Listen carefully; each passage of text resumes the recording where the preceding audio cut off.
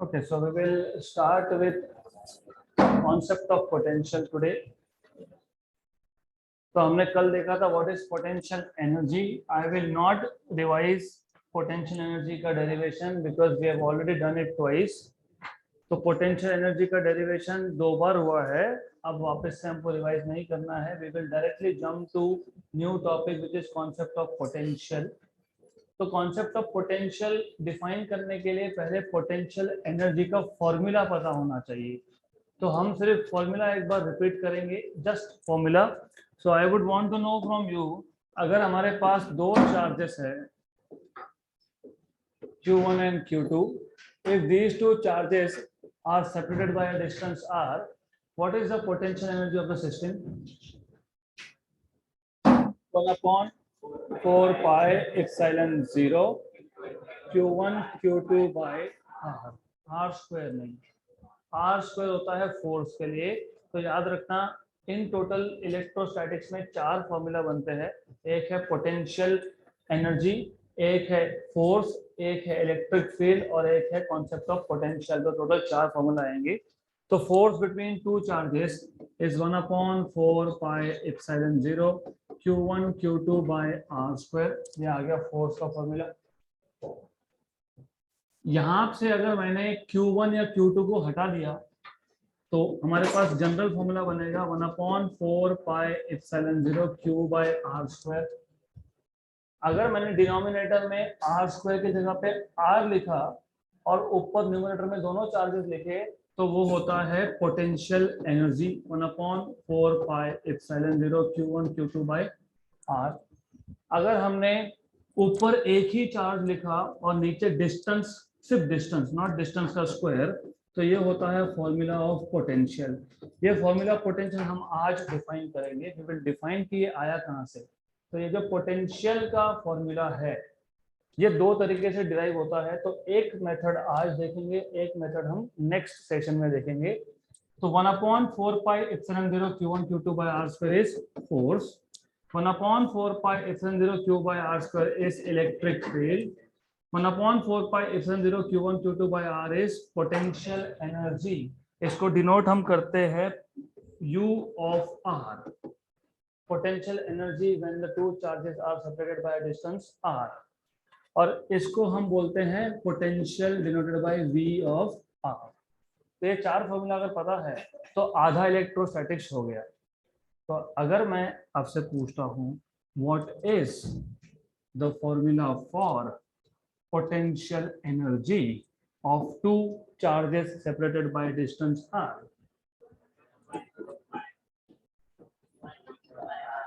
Very वापिस r square नहीं r, right. तो r स्क्वायर नहीं, क्या आएगा r. फोर्स में क्या आएगा r स्क्वायर और ऊपर क्या आएगा Q1 into Q2. Electric field में क्या आएगा Q by r square. Potential में क्या आएगा Q by r. Very good. Then इतना अगर याद है तो now we can go ahead with next topic and define what is potential. तो let us see what is concept of potential. हम अभी सिर्फ इंट्रोड्यूस कर रहे हैं पोटेंशियल को. वापस एक बार हम डिराइव करेंगे in detail for the time being. अभी हमारे पास जो फॉर्मूला है वो है पोटेंशियल एनर्जी का. तो based on the formula of potential energy we will define what is potential. So we already know that potential energy of a system of 2-point charges is potential energy U of r is 1 upon 4 pi epsilon 0 Q1 Q2 by r, right. अब इसी formula को हम लोग लिखने के लिए क्या कर सकते हैं, we can write it like U of r equal to 1 upon 4 pi epsilon 0 Q1 by r. Q2 को रख दिया बाहर. और आप लिख सकते हो U of r equal to 1 upon 4 pi epsilon 0 Q2 by r. Q1 को रख दिया बाहर. करेक्ट. तो जो ब्रैकेट के अंदर टर्म है इसका जनरल फॉर्मूला है Q upon r का. So the term 1 upon 4 pi epsilon 0 q by r depends only on charge, मतलब q पे, and what is r? Distance, and distance of the point from the charge. So the term 1 upon 4 pi epsilon 0 depends only on charge and distance from that charge and distance of that point from the charge.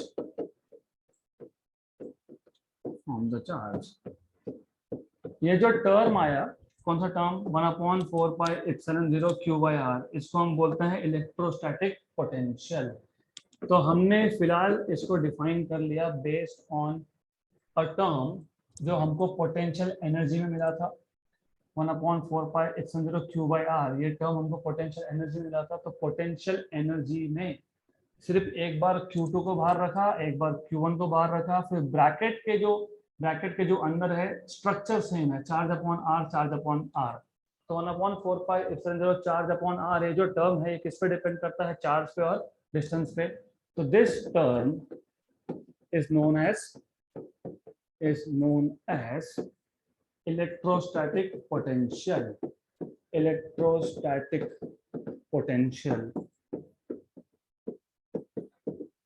and is denoted by V of R। तो मैंने अभी जब चार formula लिखे थे तभी मैंने बता दिया था, फोर्स को लिखते हो F, इलेक्ट्रिक फील्ड को लिखते हो E, पोटेंशियल को डिनोट करते हो U, and electrostatic potential you denote by V, right. तो देयरफॉर V of R मतलब potential at a distance r is equal to 1 by 4 pi epsilon 0 q by r, right. तो अब potential का formula याद रहेगा, 1 upon 4 pi epsilon 0 q by r। Now therefore ये जो equation number 1 था, मैं इसको इक्वेशन नंबर 1 बोल देता हूँ। इक्वेशन नंबर 1 को हमने ऑलरेडी दो तरीके से लिखा है। तो therefore equation 1 can be written as, इसको आप ऐसा लिख सकते हो, U, पोटेंशियल एनर्जी U, ये U है, it is not V, it is U of R as 1 upon 4 pi epsilon 0 Q1 by R into Q2। What is this? V of R, लेकिन अंदर कौन सा चार्ज है? Q1। तो किसका potential? Q1 का, उसको क्या बोलेंगे? V1। तो अगर अंदर चार्ज Q1 है तो that is potential of charge Q1, अगर अंदर चार्ज Q2 है तो that is potential of charge Q2। कितने डिस्टेंस पे? R डिस्टेंस पे। तो इसको लिखेंगे V1 of R into Q2, right. और U ऑफ R is equal to 1 upon 4 pi epsilon 0 Q2 by R into Q1। Then ये जो ब्रैकेट के अंदर Q2 है तो ये आ जाएगा पोटेंशियल, किसका पोटेंशियल? सेकेंड का। तो क्या लिखेंगे इसको? V2 of R। This is, इसको रीड कैसे करते हो? V2 ऑफ R, क्योंकि ये R मल्टीप्लीकेशन नहीं है, ये फंक्शन है। फंक्शन मतलब डिपेंड्स ऑन डिस्टेंस। तो do not get confuse, V2 into नहीं है, it is to tell you कि जो पोटेंशियल है वो R का फंक्शन है। लिखते हो ना f of x square plus 2x plus 3, ऐसा कुछ लिखते हो। तो वैसे ही V of R मतलब V is a function of R into Q1। तो पोटेंशियल एनर्जी अगर आए दो चार्जेस का, तो या तो 1 upon 4 pi epsilon 0 Q1 Q2 by R लिखो, या फिर क्या लिखोगे? V1 of R into Q2, या फिर V2 of R into Q1। Good. तो इन जनरल अगर मैं जनरल इक्वेशन लिखता हूं तो इन जनरल ये क्या है? Potential energy. तो इन जनरल पोटेंशियल एनर्जी ये क्या है? पोटेंशियल। तो potential energy is equal to potential multiplied by charge, right. तो देयरफॉर पोटेंशियल मतलब electrostatic potential is equal to potential energy upon charge. अब इलेक्ट्रोस्टैटिक पोटेंशियल को हम डिनोट करते हैं V से, पोटेंशियल एनर्जी को डिनोट करते हैं U से, और चार्ज को डिनोट करते हैं Q से। तो V equal to U by Q। Clear यहाँ तक? तो अभी दो फॉर्मूला पता होना चाहिए पोटेंशियल के। If I ask you what is potential in terms of R, 1/4πε0 Q by R. What is potential in terms of potential energy? Potential energy upon charge. ये दोनों के दोनों आपको पता होने चाहिए। तो आइडिया बहुत इजी था। हमने यहाँ पे कुछ नया कुछ नहीं किया, हमने सिर्फ कॉन्सेप्ट ऑफ पोटेंशियल को इंट्रोड्यूस किया है based on equation of potential energy. Potential energy में डिनोमिनेटर में डिस्टेंस r था, न्यूमरेटर में दोनों चार्जेस थे Q1 Q2, एक चार्ज को अलग रख दिया तो ब्रैकेट के अंदर बचा 1/4πε0 Q1 by R। अगर Q1 को अलग से रखा तो ब्रैकेट के अंदर आया Q2 by R। तो ये जो टर्म है, ये टर्म सिर्फ चार्ज और डिस्टेंस पे डिपेंड करता है, इसको हमने बोल दिया पोटेंशियल। ये डिराइव भी करेंगे, we will see, we will actually confirm कि यही इक्वेशन बनता है क्या, we will see that with all the mathematics and integration. तो हम बाद में करेंगे, अब फिलहाल ये पता होना चाहिए। देन ये जो ब्रैकेट के अंदर टर्म है, इसको हम बोल देते हैं इलेक्ट्रोस्टैटिक पोटेंशियल और डिनोट करते हैं V से। Okay, we denote it by V। तो V of R is 1/4πε0 Q by R। Now once you know this, अगर इतना पता है तो potential energy is potential of first charge into second charge, या फिर potential energy is potential of second charge into first charge. मतलब generally potential energy is potential into charge, तो potential will be potential energy upon charge. Good, is this clear? अब यहां तक अगर clear है, potential अगर आपने डिफाइन कर लिया, तो कल एक वर्ड यूज किया था मैंने, पोटेंशियल डिफरेंस। मैंने बताया था आपको 1 joule of energy is the energy gained by a unit positive charge when accelerated through a potential difference of 1 volt. 1 eV of energy is the energy gained by an electron in accelerating through a potential difference of 1 volt. तो ये potential difference exactly होता क्या है, we will see today what is potential difference. अभी potential define कर लिया तो potential का difference में define करते आएगा ही potential difference, क्योंकि हमने पोटेंशियल को डिफाइन कर लिया तो पोटेंशियल डिफरेंस भी हम डिफाइन कर लेंगे। पोटेंशियल पता है तो फॉर एग्जांपल हमको पता है हमारे पास एक चार्ज है, तो अब थोड़ा सा और बेसिक्स में जाते हैं। पोटेंशियल एनर्जी और फोर्स ये हमेशा दो चार्जेस के बीच में होता है या फिर ज्यादा, 2 और मोर। तो पोटेंशियल एनर्जी और force is between 2 charges. Electric field and potential is due to single charge at a point. तो अच्छे समझ लो, force is always between 2 charges, potential energy is always minimum 2 charges होना चाहिए, लेकिन electric field is due to a charge at a point। तो जो दूसरा point था, फॉर एग्जांपल ये चार्ज है, ये P पॉइंट है, ये डिस्टेंस R है, electric field at point P is 1/4πε0 Q by R square। R square electric field. P point पे चार्ज था क्या, पोटेंशियल पूछा तो 1/4πε0 Q by R। तो इलेक्ट्रिक फील्ड और potential is due to a charge at a point. Potential energy and force is between 2 charges. अगर इतना समझा है तो जब हम बोल रहे हैं पोटेंशियल डिफरेंस, तो इसका मतलब 2 पॉइंट तो लेने ही पड़ेंगे। पहला पॉइंट इस पे पोटेंशियल फाइंड करोगे, दूसरा पॉइंट यहाँ पे पोटेंशियल फाइंड करोगे, फिर बोलोगे पोटेंशियल का डिफरेंस, राइट।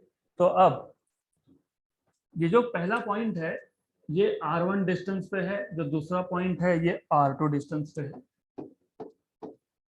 राइट। तो obviously you must know what is potential. अब और एक चीज याद रखना, पिछले केस में हमने लिखा V1 of R। V1 of R मतलब क्या था, पोटेंशियल ऑफ चार्ज 1, क्योंकि 2 चार्जेस थे, इसलिए हमने बोला V1 मतलब पोटेंशियल ऑफ चार्ज 1, V2 मतलब पोटेंशियल ऑफ चार्ज 2। यहाँ पे 2 चार्ज है कि आप एक ही चार्ज है, 2 पॉइंट्स है, तो मैं अब जब V1 लिखूंगा इसका मतलब ये है potential due to charge Q at point 1, right? At point 1, it is not potential of first charge. अगर कंफ्यूजन होता होगा तो उसको सिंप्लीफाई भी कर सकते हो. I am just following the notation of your book, that's it. Book में ये 1 और 2 लिखा है तो मैंने भी 1 and 2 लिख दिया. आप ऐसा भी बोल सकते थे A point and B point. तो distance is R A and distance is R B. तो now you can say potential at A. Potential at A due to charge Q क्या आएगा 1/4 pi epsilon 0 Q upon RA. Potential at point B will be 1/4 pi epsilon 0 Q upon RB. आपको बोला है potential difference. What do you mean by difference? Minus करना है. Physics में कभी भी पोटेंशियल डिफरेंस, टेम्परेचर डिफरेंस ऐसा कुछ आए तो हमेशा final value minus initial value. तो पहला पॉइंट कौन सा लिया था? ए. फिर कौन सा लिया? बी. तो V B minus V A. तो V B is 1/4 pi epsilon 0 Q upon RB and this is 1/4 pi epsilon 0 Q upon RA. इसमें से जो जो कॉमन निकलता है कॉमन निकाल लो. You will have 1/4 pi epsilon 0 Q 1 by RB minus RA 1 by RA. ये आ गया potential difference between 2 points A and B, right? या तो ऐसा लिख सकते हो, दिस इज राइट, क्योंकि हमने पोटेंशियल के दो डेफिनेशन बनाए. एक था ये इन टर्म्स ऑफ R, एक था in terms of potential energy. अब पोटेंशियल एनर्जी और पोटेंशियल में एक ही डिफरेंस है. इफ यू सी फिजिक्स में फॉर्मूलाज में से, मैथ्स में से फिजिक्स निकालते आना चाहिए. Potential energy 1/4 pi epsilon 0 Q1 Q2 by R. और पोटेंशियल में सिर्फ ये नहीं है, ये नहीं है मतलब ये क्या है? 1. तो potential, electrostatic potential is nothing but potential energy, right? But potential energy कहाँ से आएगा? वर्क डन से. वर्क डन कब हुआ? जब चार्ज को इंफिनिटी से लाके एक पॉइंट पे रखा. वर्क बना आपने. The amount of work done stored, right? The amount of work done in moving a charge कहाँ से? From infinity to that point is stored in the form of potential energy. हमारे पास एक भी चार्ज नहीं था, पहला चार्ज लाए, no work is done, no potential energy. हम दूसरा चार्ज इंफिनिटी से लाके यहाँ रख दिए तो work is done and the work done appears as potential energy, correct? अब अगर मेरे पास दो चार्ज है तो पोटेंशियल एनर्जी था हमारे पास ऐसा, राइट? लेकिन अगर मेरे पास दूसरा चार्ज यूनिट पॉजिटिव हो, मतलब कितना? +1 कूलम, तो यहाँ पे क्या करोगे? इसको भी हटा दोगे, राइट? इसको हटा दिया तो क्या आ गया फॉर्मूला? Q1/R. लेकिन Q1/R किस में आता है? पोटेंशियल. तो पोटेंशियल एनर्जी और पोटेंशियल में कोई डिफरेंस है ही नहीं. जैसे फोर्स और इलेक्ट्रिक फील्ड में डिफरेंस नहीं था. याद है फोर्स और इलेक्ट्रिक फील्ड कनेक्शन? याद है इलेक्ट्रिक फील्ड डिफाइन कैसे किया था? आप बोलते हो the force acting on unit positive charge is defined as electric field. तो यहाँ पे क्या बोलोगे? The work done in moving unit positive charge from infinity to that point is called as potential. अगर सेकेंड चार्ज आपका unit positive हुआ तो potential energy को ही क्या बोलेंगे? Potential. Is this clear? Clear? तो कनेक्शन चाहिए. अब 10 बार भी रिपीट करना पड़ेगा तो मैं करूंगा क्योंकि ये बेसिक कॉन्सेप्ट है, फिर भूल जाते हैं. कौन सा सोर्स चार्ज था, कौन सा टेस्ट चार्ज था, क्या पोटेंशियल था, क्या पोटेंशियल एनर्जी था? दो ही, एक्चुअली एक ही चीज है, दो भी नहीं है, एक ही चीज है. फोर्स खत्म. फोर्स है दो चार्जेस में, एक चार्ज को 1 कर दिया तो जो दूसरा चार्ज बच गया वो हो गया इलेक्ट्रिक फील्ड. मतलब 1/4 pi epsilon 0 Q/R², ये इलेक्ट्रिक फील्ड बन गया, राइट? फिर जो वर्क हुआ against the force, it is stored in the form of potential energy 1/4 pi epsilon 0 Q1 Q2 by R².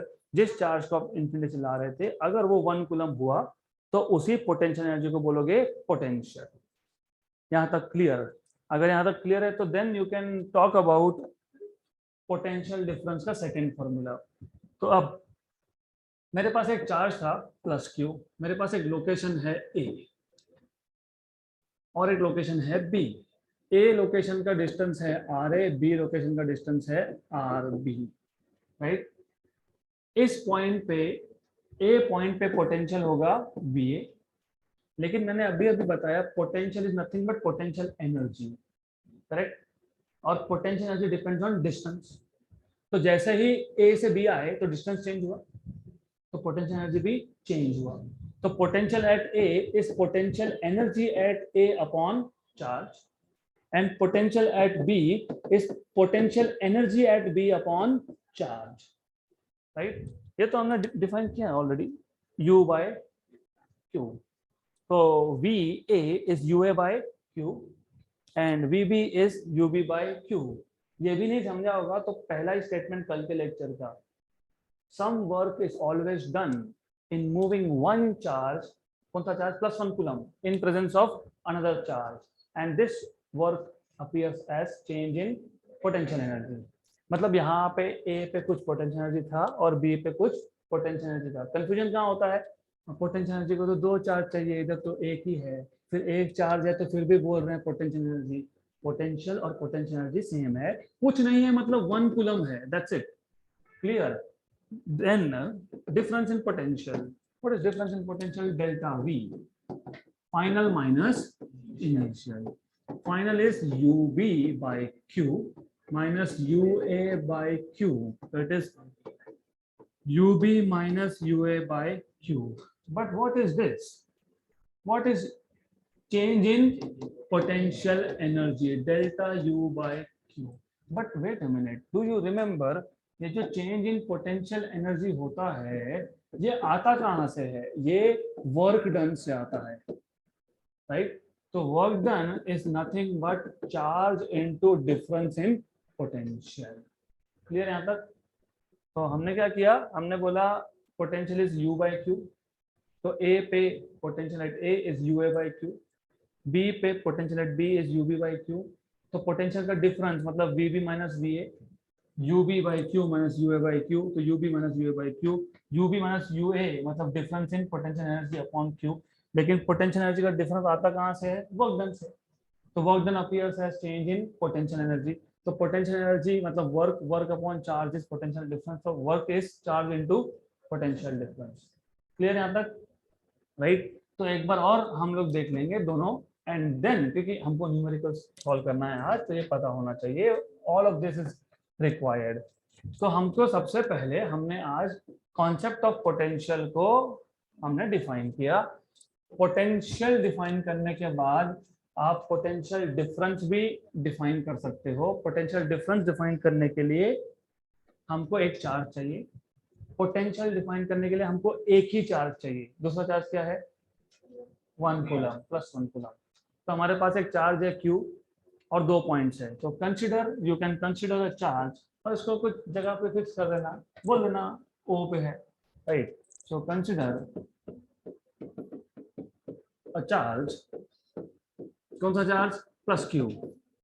कहाँ पे है ये, located at point O, right. Consider 2 points, कौन से पॉइंट्स, A एंड B। मैंने नोट्स में 1 and 2 लिखा है, डजंट मैटर। तो अभी A एंड B के लिए डिराइव कर दिया, तो मैं इधर 1 and 2 लिख लेता हूँ। हाँ, तो सिर्फ यहाँ पे 1 और 2 लिखना थोड़ा सा कंफ्यूजन क्रिएट कर सकता है। क्यों, क्योंकि V1 मतलब पोटेंशियल ड्यू टू चार्ज 1 और V1 मतलब पोटेंशियल एट पॉइंट 1, दोनों का मतलब सेम है, नोटेशन सेम है, आई मीन। तो if I write down V1, this could mean 2 things, potential of first charge. If I right V1, इसका ये भी मतलब हो सकता है पोटेंशियल एट फर्स्ट पॉइंट। तो यहाँ पे इसका मतलब क्या है, पोटेंशियल एट पॉइंट नंबर 1, क्योंकि एक ही चार्ज है ना, तो Q1 Q2 की तो बात ही नहीं होगी। तो देन हमने यहाँ पे 2 पॉइंट ले लिए, कंसीडर 2 पॉइंट्स 1 and 2। ये 1 and 2 कहाँ थे, ये इलेक्ट्रिक फील्ड में थे। किसके इलेक्ट्रिक फील्ड में थे, चार्ज के। कौन सा charge, Q।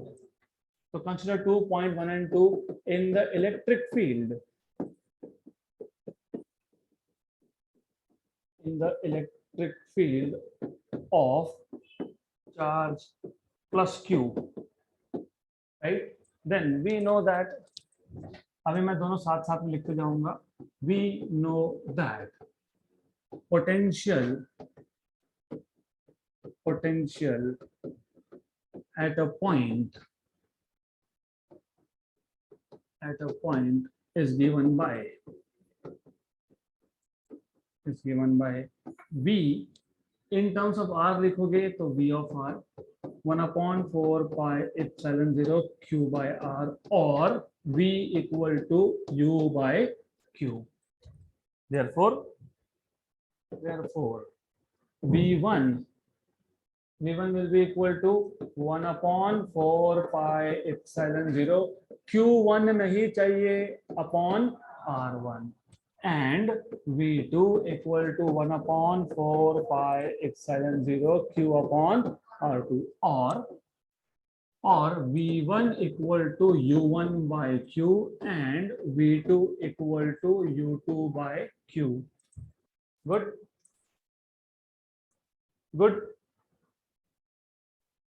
Last bench.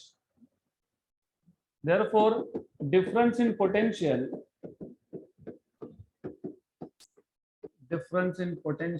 between points A and B, between points A and B मतलब 1 and 2, between points 1 and 2 is, गड़बड़ बंद कर दो, ध्यान यहाँ पे चाहिए. अब इसके बाद दिखा तो बाहर, डायरेक्टली बाहर. Therefore, difference of potential delta V equal to V2 minus V1. तो V2 कितना था 1/4 pi epsilon 0 Q2 मत लिखना Q by R2 minus 1/4 pi epsilon 0 Q upon R1, or delta V equal to V2 minus V1 तो लिखा ही है. What is V2? U2 by Q minus U1 by Q. So this is equal to 1/4 pi epsilon 0 Q 1 by R2 minus 1 by R1, or delta V equal to U2 minus U1 by Q. But this change in potential energy is nothing but work done. Therefore, work done, अभी यहाँ पे delta भी लिख सकते हो, D भी लिख सकते हो, कोई फर्क नहीं पड़ता. If you want you can just write down delta. तो ये आ गया डेल्टा. तो चेंज इन या फिर work done is equal to Q into delta V, where delta V is difference in potential. Clear यहाँ तक? गुड. तो अभी अगर इतना समझा है तो we can go ahead and solve some numericals. तो हमने कल एक न्यूमेरिकल सॉल्व किया था 8.3, एग्जाम्पल 8.3 पहले कर लिया था क्योंकि टाइम कम था हमारे पास. और अगर आपको याद होगा तो example 8.3 it was related to infinite charge plane sheet. Gauss law के 3 एप्लीकेशन थे. पहला एप्लीकेशन था electric field intensity due to uniformly charge hollow sphere, वो एग्जाम्पल 8.1 है. उसके बाद था सेकेंड एप्लीकेशन था electric field intensity due to infinitely long straight conductor, वो एग्जाम्पल 8.2 है. और एक था example 8.3 which is based on third application. तो we will first solve example 8.1 today. सबका ध्यान यहाँ पे चाहिए. बहुत सिंपल सा क्वेश्चन है और 2 मेथड है. मैं एक मेथड बताऊंगा, second method you can do by yourself. A sphere of radius 10 centimetre, sphere of radius 10 centimetre carries a charge of 1 microcoulomb. अगर आपको याद है, जिस कंडक्टर के ऊपर, जिस स्फीयर के ऊपर चार्ज हो, उस चार्ज के रेडियस को डिनोट करते हो कैपिटल आर से. जिसके ऊपर चार्ज है उस चार्ज का रेडियस हम डिनोट करते हैं कैपिटल आर से. तो according to the question, a sphere of radius 10 centimetre carries a charge. मतलब गिवन डेटा में सबसे पहले कैपिटल आर की वैल्यू आपको दी है 10 centimetre, which is 10 into 10 power -2 metre, which is equal to 10 power -1 metre. Clear? आगे बोला है इस पे चार्ज कितना, इस पे चार्ज 1 माइक्रोकूलम का, मतलब Q कितना 1 माइक्रोकूलम, मतलब 10 पावर -6 कूलम।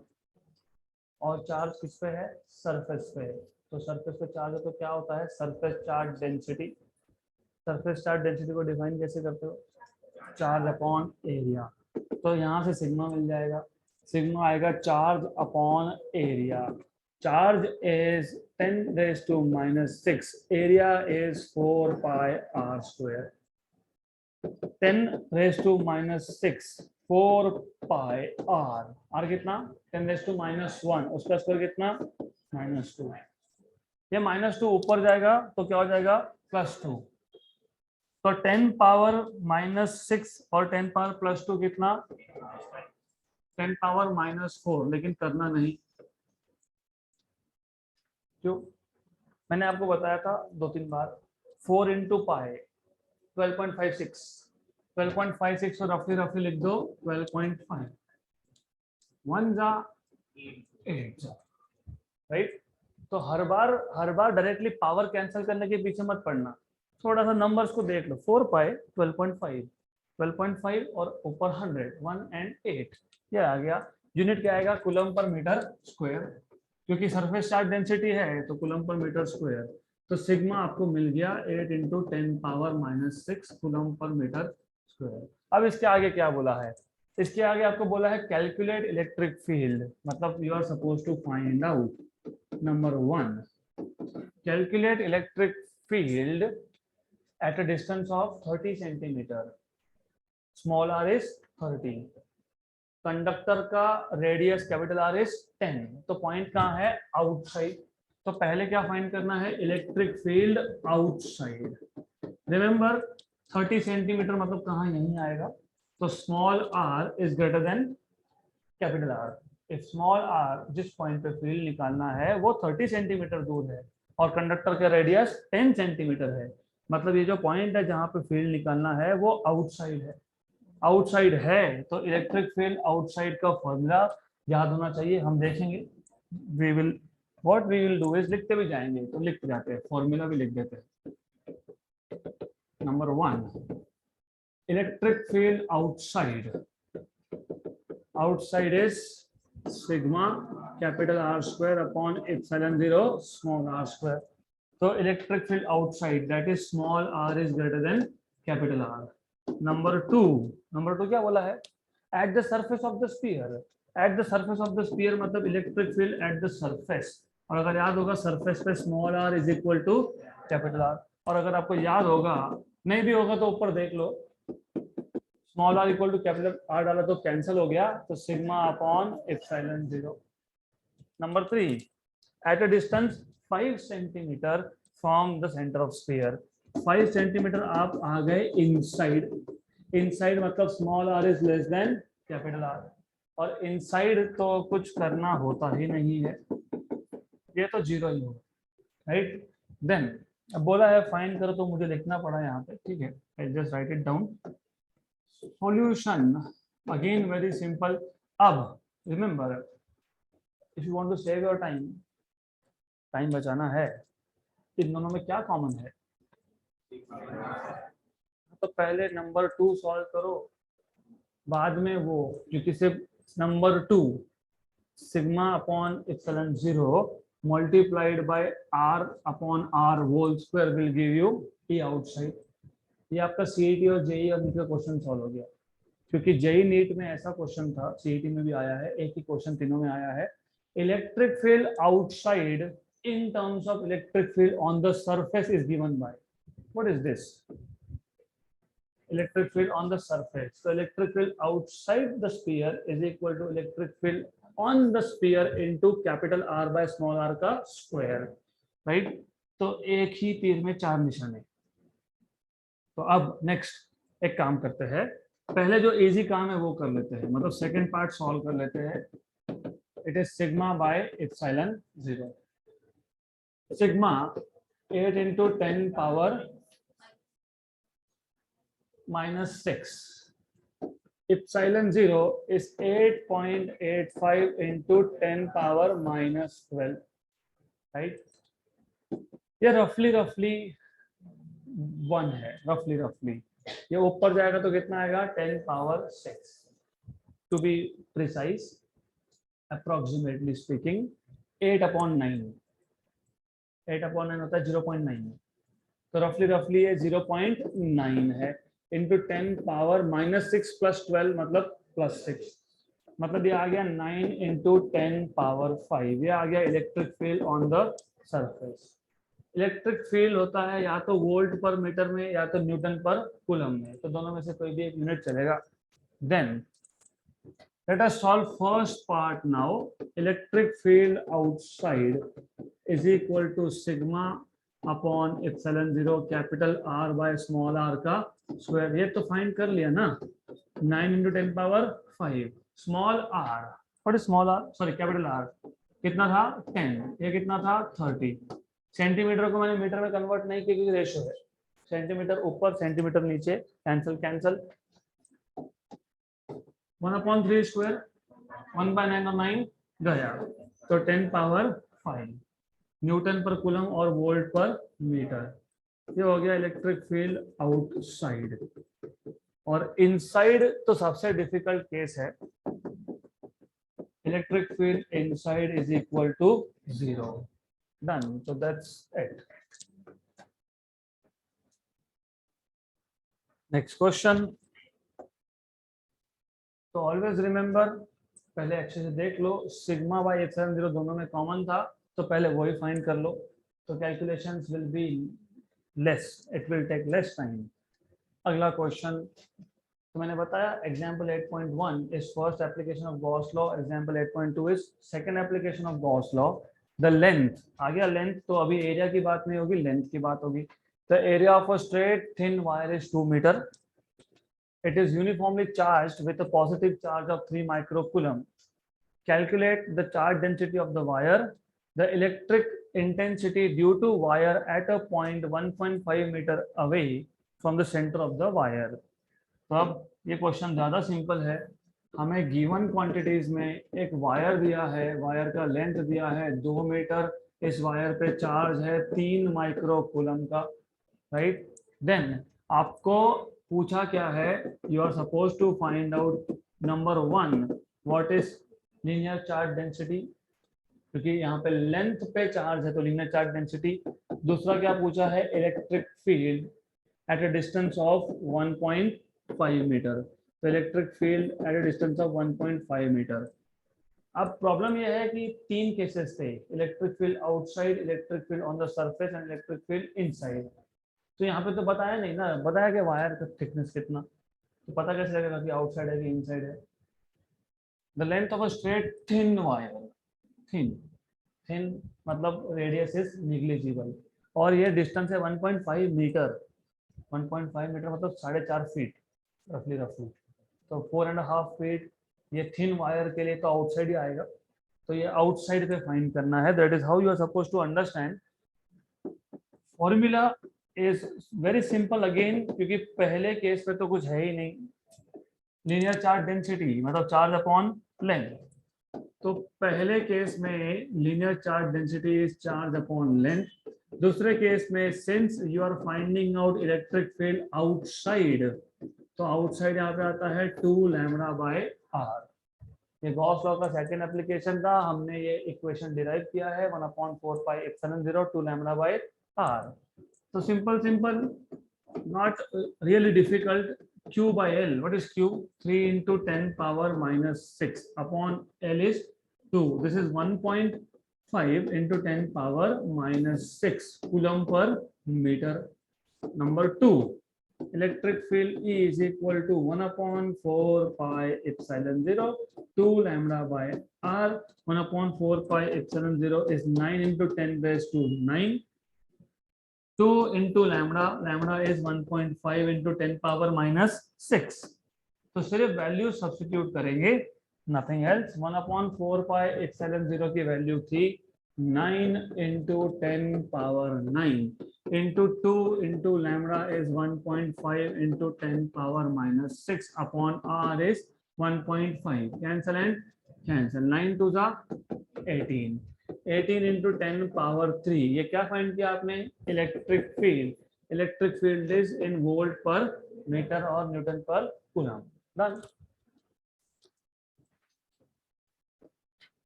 नेक्स्ट क्वेश्चन अभी बाकी है. अगला क्वेश्चन एग्जाम्पल 8.4. ये तो पोटेंशियल का हमने आज ही थ्योरी देखा. Potential at point A in space is given by 4 into 10 power 5 volt. Potential at a point A in space. So there is some point वहां पे potential की वैल्यू दी है. Find the work done in bringing a charge of 3 microcoulomb from infinity to a point A. Number 2, second part of the question. Does the answer depend on the path along which the charge is brought? तो इसका answer straight away no है. क्यों? क्योंकि work done, as I told you, आपको याद भी होगा, work done मतलब चेंज इन पोटेंशियल एनर्जी.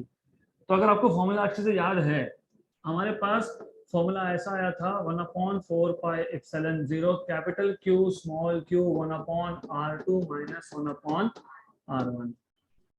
तो ये जो वर्क डन है ये सिर्फ फाइनल लोकेशन और इनिशियल लोकेशन पे डिपेंड करता है.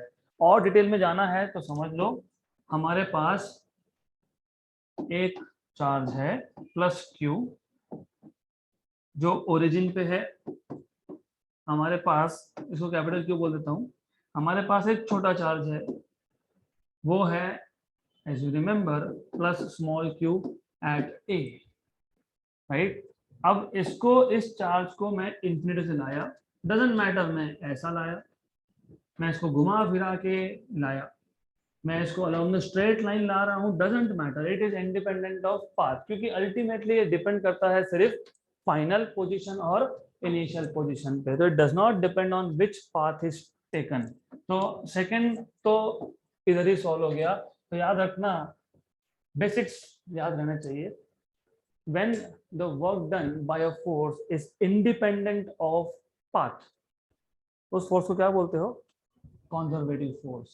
11th standard chapter number 4 Newton laws of motion, types of forces, conservative and non-conservative forces.